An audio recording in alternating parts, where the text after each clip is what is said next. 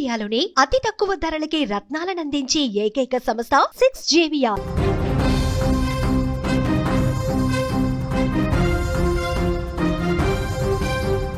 కర్ణాటకలో మరో పరువు హత్య. ప్రేమించిన పాపానికి పసి ప్రాణం బలైపోయింది.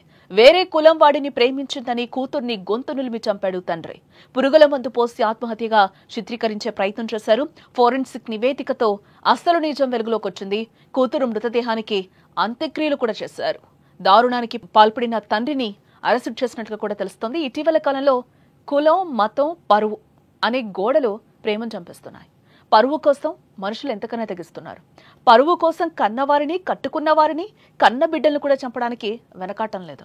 కర్ణాటకలో ఇలాంటి ఘోరమే జరిగింది. తమ కులం కాని వాణ్ణి ప్రేమించిందని కన్న తండ్రే యమరూపం దాల్చాడు.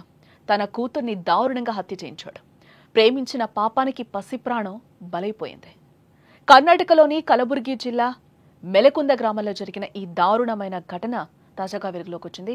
శంకర్ అనే వ్యక్తికి 5 కుమార్తెలున్నారు. ఆయన చిన్న కూతురు కవిత వేరే కులానికి చెందిన యువకుడిని ప్రేమించింది. కన్న కూతురు వేరే కులానికి చెందిన అబ్బాయిని ప్రేమించడం ఆ తండ్రి శంకర్కి ఏమాత్రం నచ్చలేదు. కులాంతర వివాహం చేసుకుంటే తమ పరువు పోతుందనే భయం, అదుపు తప్పిన కోపం శంకర్ను మనిషిగా లేకుండా చేసింది. కుటుంబ పరువు పోతుందని, మిగతా కుమార్తెల పెళ్లిళ్లు ఆగిపోతాయని ఆందోళనలో ఉన్న శంకర్ ఎలాగైనా కవితను ఆ ప్రేమ నుంచి బయటకు తీసుకురావాలని ప్రయత్నించాడు. బంధువుల సాయం కూడా తీసుకున్నాడు. కానీ కవిత మాత్రం తన నిర్ణయం అయితే అసలు మార్చుకోలేదు. తన ప్రేమను వదులుకోలేదు. దీంతో ఆగ్రహానికి గురైన శంకర్ కన్న కూతుర్ని గొంతు నులిమి చంపేశాడు. తర్వాత ఆమె నోట్లో పురుగుల మందు పోసి దాన్ని ఆత్మహత్యగా చిత్రీకరించే ప్రయత్నం కూడా చేశారు కుటుంబ సభ్యులు.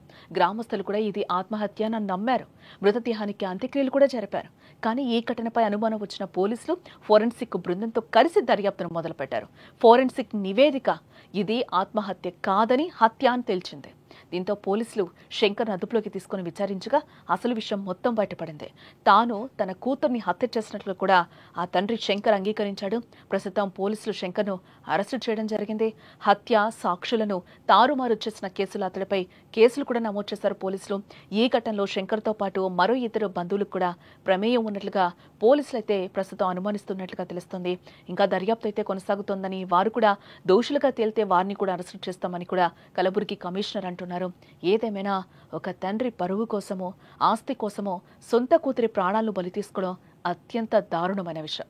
ఇలాంటి ఘటనలు సమాజంలో విలువలు ఎలా దిగజారిపోతున్నాయో స్పష్టం చేస్తున్నాయి. డబ్బు, పరువు మనుషులను రాక్షసులుగా మార్చేస్తున్నాయి అని ఈ ఘటన మరోసారి నిరూపిస్తోంది. ఇకనైనా ప్రభుత్వం ఇలాంటి దారుణాలకు పాల్పడిన వారిపై కఠిన చర్యలు తీసుకోవాలని ప్రజలు కోరుతున్నారు.